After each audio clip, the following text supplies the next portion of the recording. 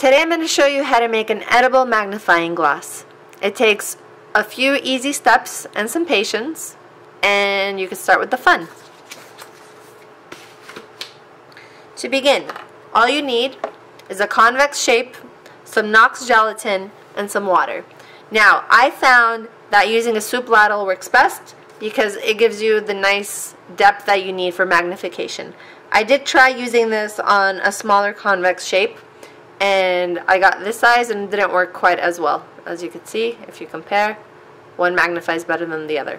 Now this one, if you compare the textures, this gelatinous one was used with a smaller ratio of Knox gelatin to water, so I increased the ratio and I got a firmer grip, which is important if you don't want things to fall apart, because it is gelatin based, and with the heat of your hand you can start melting it. So let's begin. To start, add 3 tablespoons of water to a microwave safe cup or bowl. I'm using a silicone measuring cup, and you're going to sprinkle 1 packet of Knox to this. The reason we sprinkle the gelatin into water is to give it a chance to bloom. It's a very important step when you're working with gelatin. So just carefully sprinkle it. Try not to pour too much too quickly, because if it clumps, then it won't absorb water as readily, and that's exactly what we want it to do. So just a steady motion, pouring the gelatin into the water.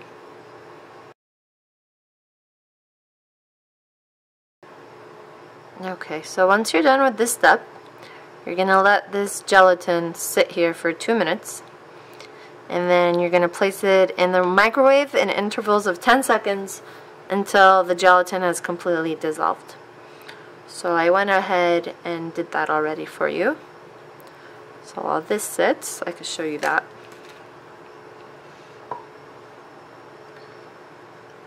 So once you melt the gelatin, it always forms a layer up on the top, which I always remove for clarity.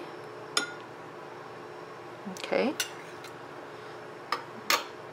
And if you see little air bubbles, try to catch them so that it doesn't pour into your mixture. Just scoop them out.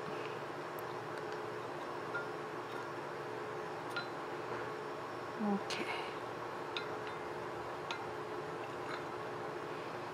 It's important not to mix the gelatin, because that'll just create more air bubbles. Okay, so that's the best I can do. So I'll stop there.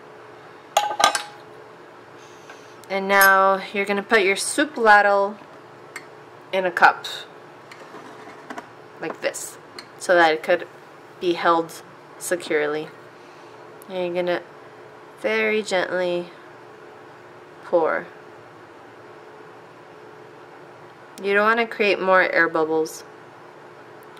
A lot of recipes ask you to oil the ladle or whatever it is you're using, but I found that if you do that, then the oil sticks to the gelatin and it creates a murky surface.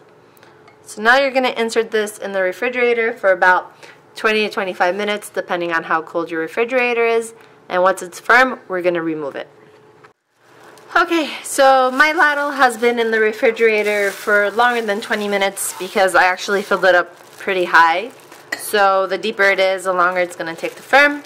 But as you can see, it's pretty firm since nothing's falling out. Now, to grab it, it's preferable if you could wear a glove. See, I touched it already with my finger. You could actually see my finger mark in proper lighting there. So just push over the sides, and the longer you let this sit in the refrigerator, the better. I took it out a little prematurely. And there is your beautiful, beautiful shape. You can see the depth of it. So now let's test it. Let's grab the book. And you can see how well it works. If you use flavored gelatin, it'll also work, but the color will obviously get in the way of reading. But if you flavor it, you could eat it. Have fun with your experimenting.